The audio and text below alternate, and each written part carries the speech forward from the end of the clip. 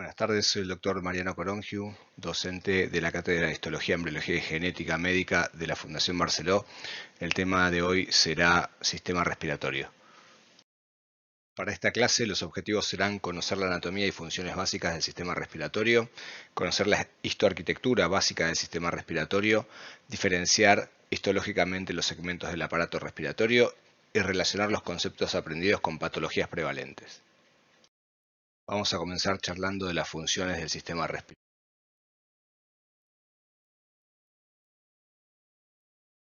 La función principal del sistema respiratorio es el intercambio de gases, lo que llamamos hematosis. Para que esa hematosis se pueda llevar a cabo correctamente, el aire ambiente tiene que ser incorporado desde el exterior hacia la parte más profunda de los pulmones, que es donde se da la hematosis. Para eso, el sistema respiratorio cuenta con una serie de conductos que van a llevar el aire desde el exterior hacia el interior, pero además van a humidificarlo, a calentarlo y a filtrarlo, ya que de otra manera, si el aire entrase a temperatura ambiente y si esa temperatura fuese muy fría, o si entrara con impurezas desde el medio ambiente, o a una presión muy elevada, podría lesionar al aparato respiratorio e impedir una correcta hematosis, un correcto intercambio de gases. Además, como función accesoria, el aparato respiratorio cuenta con la función olfatoria, que se da a través del epitelio olfatorio situado en la lámina cribosa del etmoides, en la parte superior de las fosas nasales. Y además la capacidad de generar fonación a través de la expulsión del aire a través de las cuerdas vocales y la cavidad oral para articular la palabra.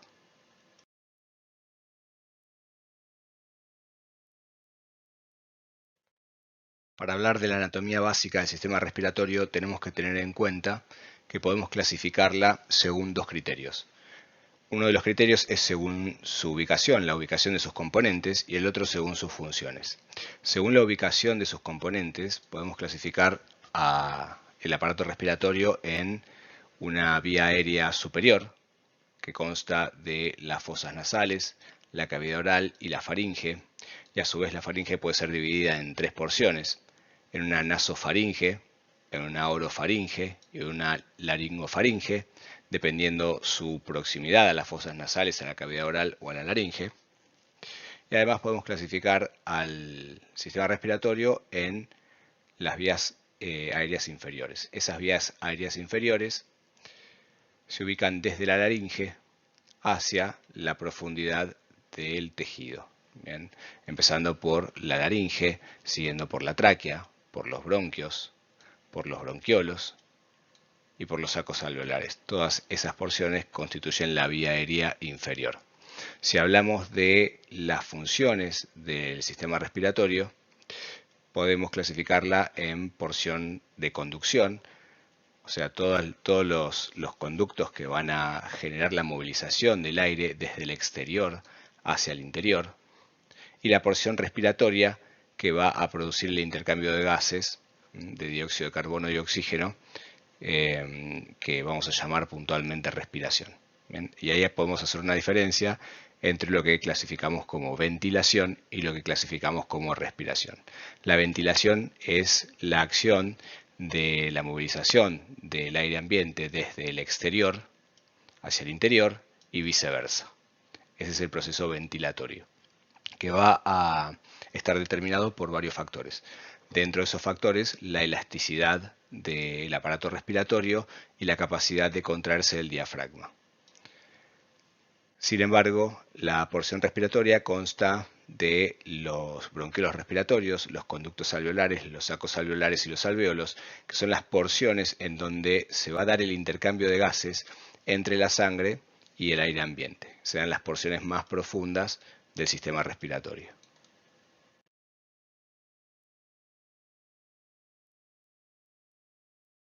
Las fosas nasales son dos cavidades separadas por un tabique intermedio, el tabique nasal, constituido por una región ósea y una región cartilaginosa. El aire entra a través del vestíbulo nasal en la parte anterior y es traspasado hacia la faringe, hacia la nasofaringe a través de un agujero posterior denominado coana. Está constituido histológicamente por epitelio plano estratificado a la altura del vestíbulo, que es una continuación de la piel, y en el resto de la fosa nasal por epitelio cilíndrico pseudoestratificado, ciliado y con células caliciformes, que es el epitelio respiratorio. A su vez presenta 3 repliegues de mucosa muy vascularizados, también constituidos por epitelio respiratorio, que tienen como función calentar el aire a medida que va ingresando a través de las fosas nasales y va avanzando hacia la faringe y posteriormente a la laringe. En el techo de las fosas nasales se encuentra la mucosa olfatoria. La mucosa olfatoria atraviesa la lámina cribosa del etmoides para formar el primer par, el nervio olfatorio.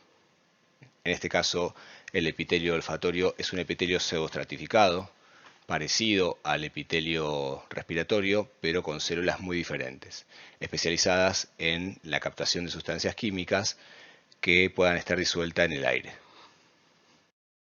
En esta imagen podemos observar al epitelio olfatorio, que es un epitelio pseudoestratificado que se ubica a la altura de la lámina cribosa del etmoides. Está constituido por 4 tipos celulares: por células basales, que son células madre; por células olfatorias, que son neuronas bipolares, que atraviesan la lámina cribosa del etmoides con sus axones para formar al primer par craneal.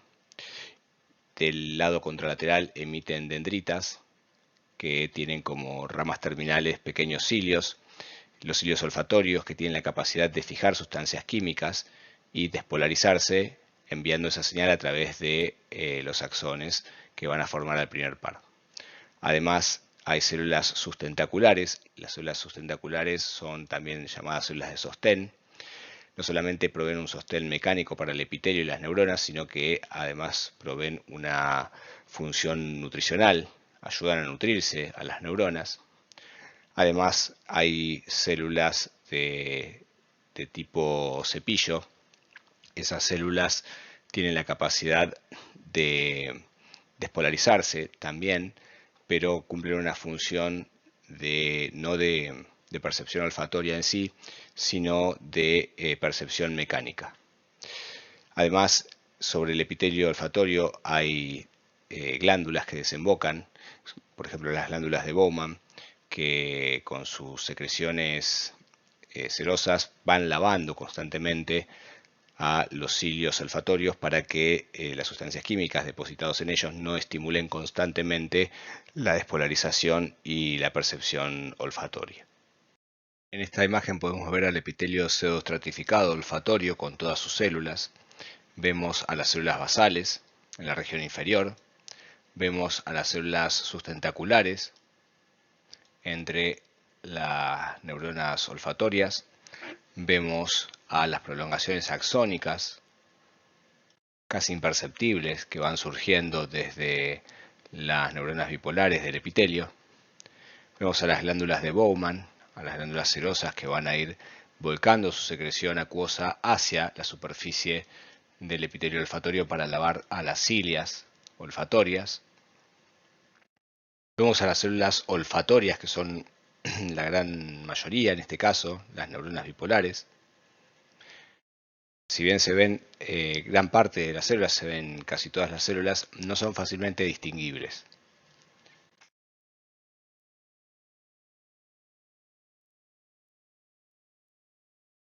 La tráquea es un tubo de aproximadamente 10 centímetros de longitud y 2,5 centímetros de diámetro, que se extiende desde la laringe hacia los bronquios fuente o bronquios primarios derecho e izquierdo. Se divide en bronquios a la altura de una bifurcación denominada carina.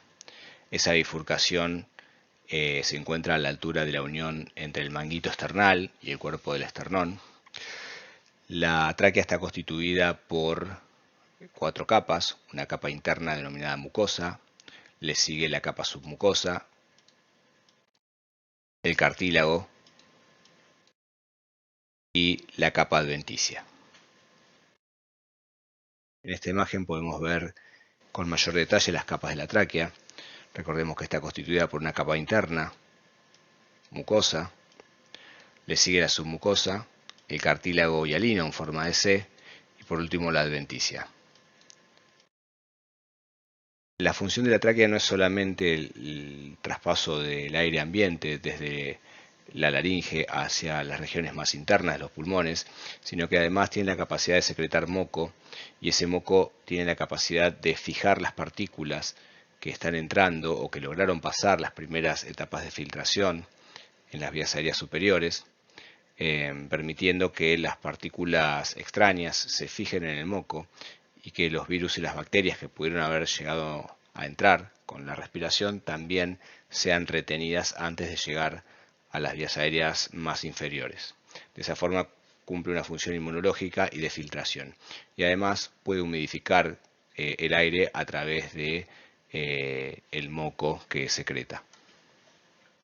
En esta imagen podemos ver más en detalle cada una de las capas de la tráquea.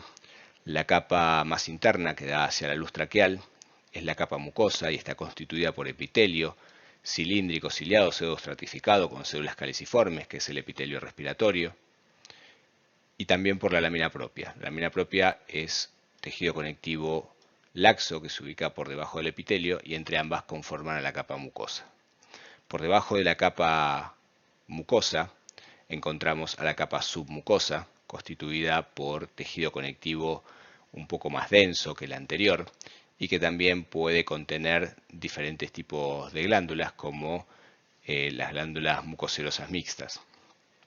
Por debajo de el tejido de la submucosa encontramos ya al tejido cartilaginoso, que es cartílago hialino, en forma de C o de herradura, cuyos vértices apuntan hacia la parte dorsal del cuerpo. La tráquea tiene estos anillos como protección para evitar el colapso de la vía aérea y que el aire fluya en todo momento desde el exterior hacia el interior. El cartílago hialino está rodeado, si recordamos de las clases anteriores, por pericondrio, y por debajo del cartílago, en la parte más externa, ya encontraríamos a la adventicia constituida por tejido adiposo, vasos y nervios. La mucosa traqueal está constituida por epitelio, y ese epitelio es epitelio respiratorio. El epitelio respiratorio es un epitelio pseudoestratificado, cilíndrico, ciliado con células caliciformes, y en esta imagen podemos ver a las células caliciformes y a las células ciliadas. No obstante, no son las únicas células que componen al epitelio respiratorio, sino que vamos a encontrar 5 tipos celulares, dentro de los cuales encontramos a las células caliciformes, a las células basales, a las células cilíndricas, a las células endocrinas y a las células en cepillo. Las células caliciformes son las encargadas de secretar el moco que tapiza a las vías respiratorias. Las células madre son las encargadas de resintetizar células que se van perdiendo, son células madre. Las células en cepillo tienen pequeñas prolongaciones, diferenciaciones apicales que forman microvellosidades, capaces de captar sensaciones y despolarizarse y enviar señales nerviosas, produciendo principalmente reflejos, puntualmente el reflejo de la tos. De esa forma, cuando se depositan partículas sobre las vellosidades, la célula se despolariza y puede desencadenar el reflejo de la tos. A su vez, las células de gránulos pequeños, que también son las células endocrinas, tienen la capacidad de sintetizar varios tipos de hormonas. Y por último, las células ciliadas tienen la capacidad de mover el moco a través de sus cilias, que se mueven en sentido de la ubicación de la laringe, barriendo el moco desde la profundidad de la tráquea hacia la laringe para su deglución.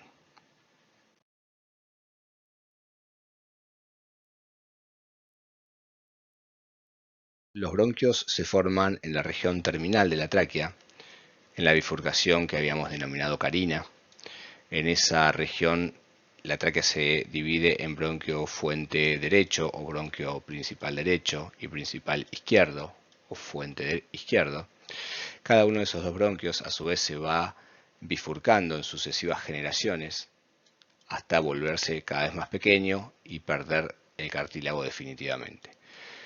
Si prestamos atención, vamos a notar que la tráquea se caracteriza, y a diferencia de los bronquios, por poseer un cartílago en forma de C o en forma de herradura, mientras que los bronquios poseen cartílagos en forma de placas, y eso es una diferencia sustancial para identificar o diferenciar la tráquea y los bronquios al microscopio óptico. Si observamos esta imagen, los bronquios tienen una composición, una luz en forma de estrella o en forma de serrucho, con cartílago hialino, pero no dispuesto en forma de herradura o de C, sino en pequeñas placas discontinuas. Los bronquios están constituidos por una mucosa con epitelio respiratorio igual al de la tráquea. Por debajo del epitelio respiratorio se ubica el corion, esas son las dos capas de la mucosa. Por debajo del corion encontramos otra capa más, que es una capa muscular lisa, que rodea a los bronquios. Por debajo una capa de submucosa con tejido conectivo un poco más denso y glándulas mucoserosas. Y por debajo de la submucosa ya aparecen las placas de cartílago discontinuas, características de los bronquios. Por fuera de las placas de cartílago podemos encontrar una adventicia con tejido adiposo.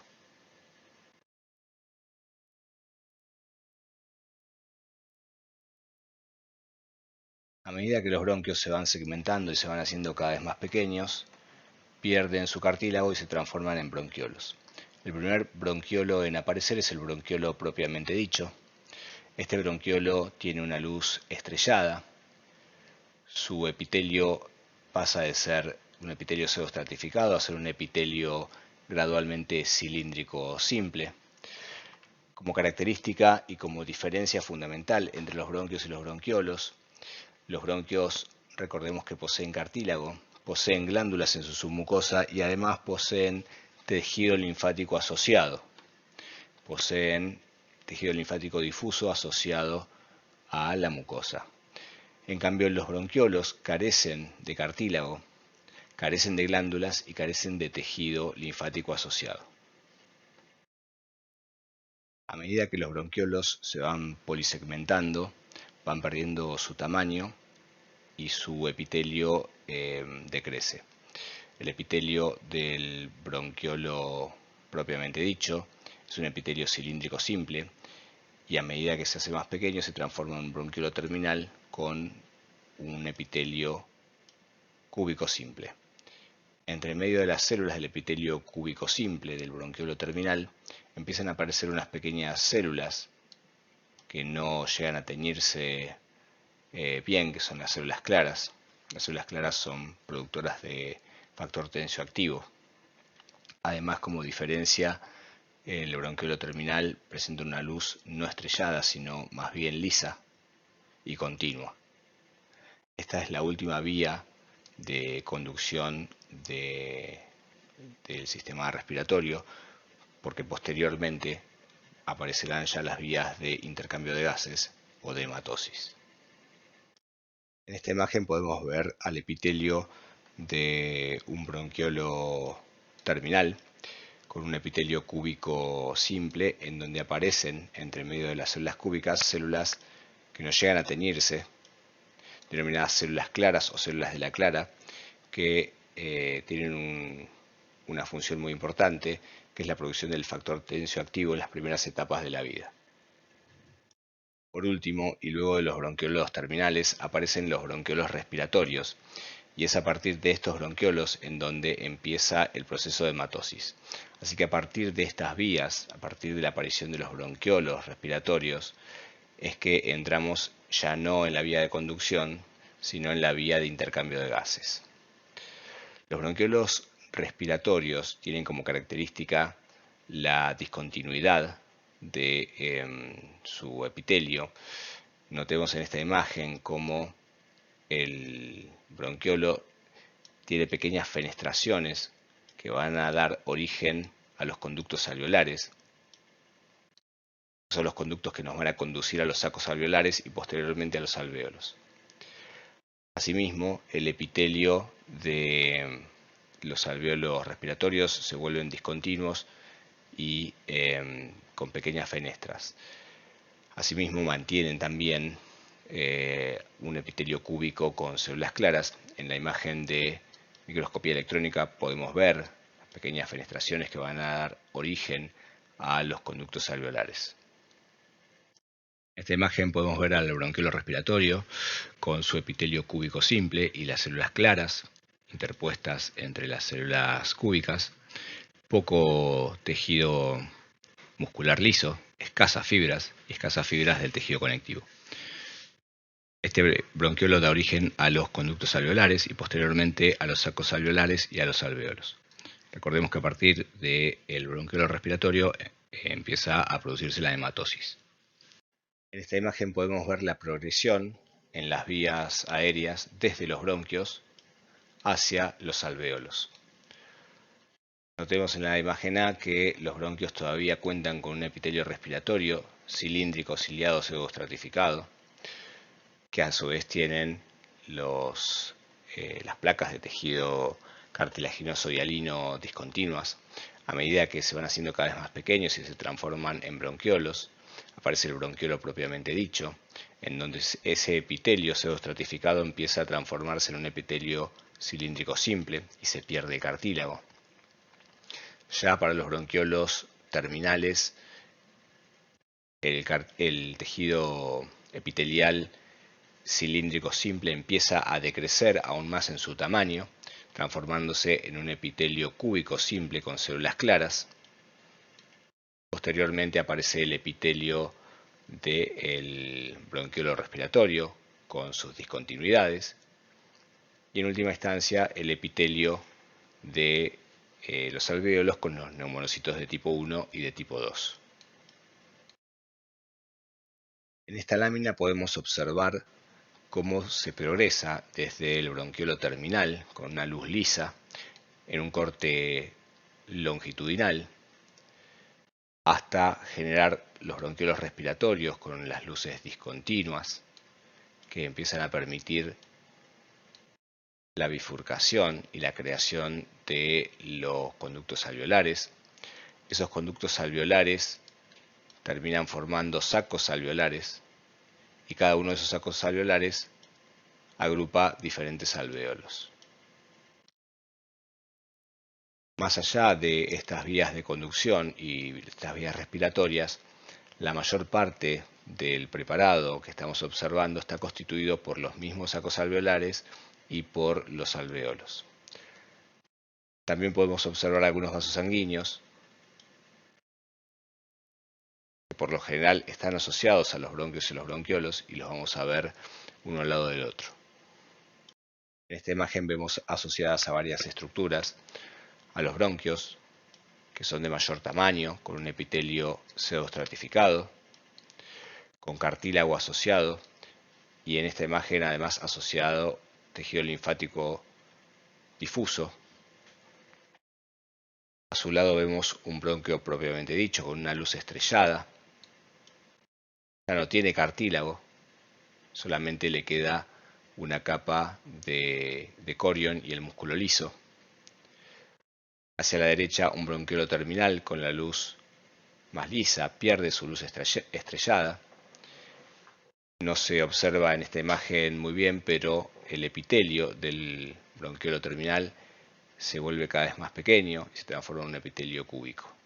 Todo el resto que vemos en el preparado es el parénquima del pulmón constituido por los sacos alveolares, los conductos alveolares y los alvéolos.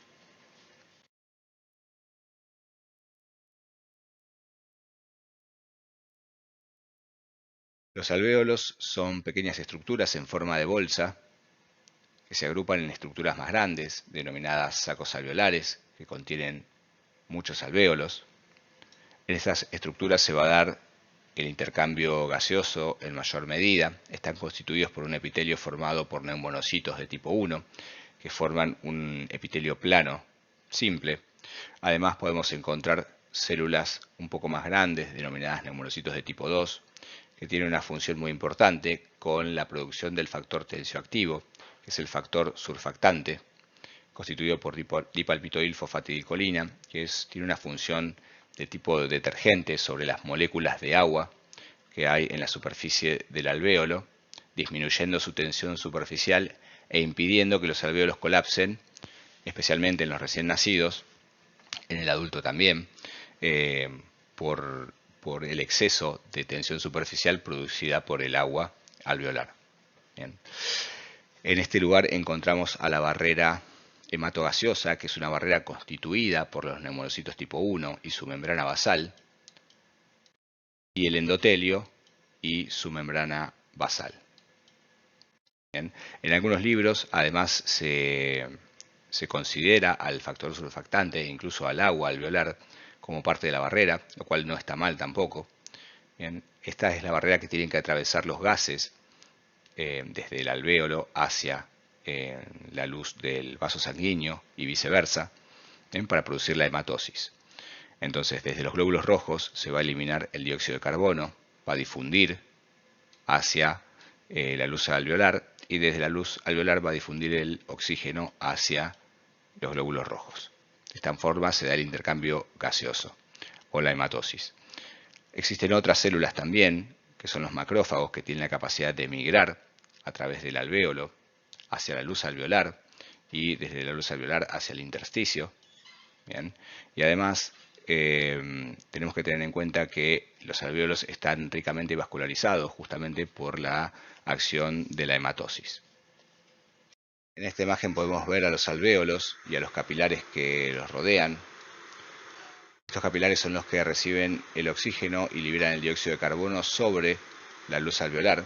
También vemos a los neumonocitos tipo 2, que son células más grandes, que tapizan también a los alvéolos, y a los neumonocitos tipo 1, que forman la pared alveolar en mayor medida y forman parte de la barrera hematogaseosa.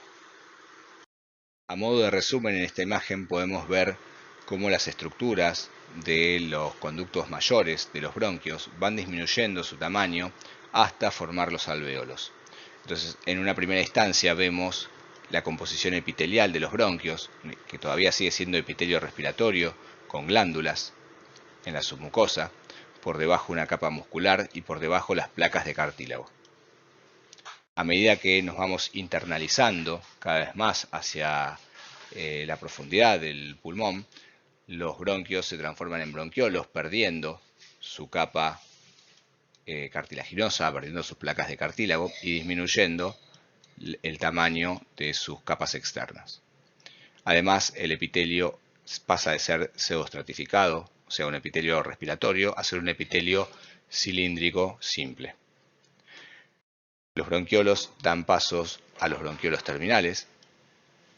Los bronquiolos terminales, a su vez, van perdiendo cada vez más tejido, disminuyen las capas de células musculares externas, disminuyen la capa de tejido conectivo, y el epitelio pasa de ser cilíndrico simple a ser un epitelio cilíndrico bajo o un epitelio cúbico simple. Además, aparecen las células de la clara, secretoras de factor surfactante, son las primeras secretoras del factor surfactante. Posteriormente, el bronquiolo terminal da lugar al bronquiolo respiratorio. El bronquiolo respiratorio conserva todavía al epitelio cúbico simple con las células claras, pero empieza a tener discontinuidades en su luz. Esas discontinuidades son los puntos de origen para los conductos alveolares, que van a dar origen a los sacos alveolares y posteriormente a los alvéolos. Entonces, una vez que nos dirigimos fuera del bronquiolo respiratorio, encontramos a los conductos alveolares, que son los conductos formados ya por el epitelio alveolar, que van a dar origen a los alvéolos y a sus células, a los neumonocitos de tipo 1, de tipo 2 y a los macrófagos. Recordemos que la vía de conducción se extiende hasta el bronquiolo terminal y posteriormente aparece la vía respiratoria donde se va a dar la hematosis. En esta imagen podemos ver cómo los componentes de la vía respiratoria van descendiendo en su cantidad y en su tamaño a medida que nos vamos internalizando desde las vías aéreas mayores hacia el interior de los pulmones. Con respecto al epitelio, podemos ver cómo pasa de ser un epitelio pseudoestratificado en la tráquea, en los bronquios, a un epitelio cilíndrico simple y cúbico, ya en los bronquiolos propiamente dichos, terminales y posteriormente en los respiratorios, hasta formar un epitelio plano simple a la altura de los alvéolos y los sacos alveolares. Con respecto a las células caliciformes, también van a ir disminuyendo en su cantidad a medida que nos internalizamos hacia las vías más pequeñas.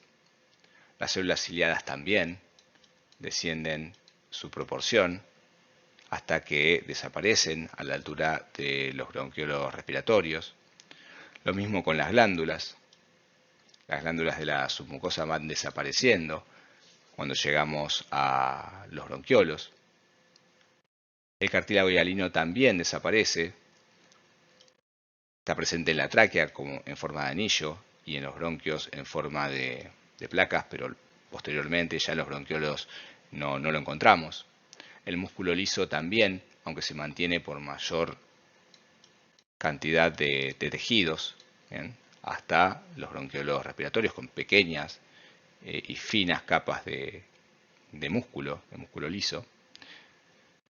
Y las fibras elásticas que se mantienen mayormente estables a lo largo de todo el parénquima de los pulmones, puesto que son muy necesarias para mantener la distensibilidad de todo el parénquima pulmonar. Asimismo, tengamos en cuenta que hay tres diferencias muy importantes entre los bronquios y los bronquiolos. Recordemos que los bronquios tienen cartílago, tienen tejido linfático asociado a la mucosa y tienen glándulas, mientras que los bronquiolos no lo tienen. Esas son las tres diferencias fundamentales. Como correlación clínica vamos a mencionar al distrés respiratorio del recién nacido o enfermedad de la membrana hialina. Es una enfermedad producida en los recién nacidos por una falta de madurez de los neumonocitos de tipo 2 y por ende una falta de factor surfactante. Especialmente se da en los nacimientos de prematuros, donde las células no están completamente desarrolladas, ¿no?, o en algún nacimiento de un paciente cuya madre, por ejemplo, tenía alguna patología de base como la diabetes. De esta forma, al no generarse suficiente surfactante y al utilizar por primera vez los pulmones del recién nacido, no tiene la capacidad de disipar la tensión superficial que el agua genera sobre las paredes alveolares y por ende los alvéolos colapsan, no pueden insuflarse nuevamente y el recién nacido entra en una insuficiencia respiratoria. Para prevenir esta condición se realiza lo que se llama maduración pulmonar fetal a través de la implementación de betametasona o dexametasona, que son dos glucocorticoides que se le aplican a la madre y cuya acción le permite a las células de los alvéolos, a los neumonocitos de tipo 2, madurar más rápidamente y secretar más rápidamente el factor surfactante. Esto fue Introducción a la Histología Respiratoria. Muchas gracias.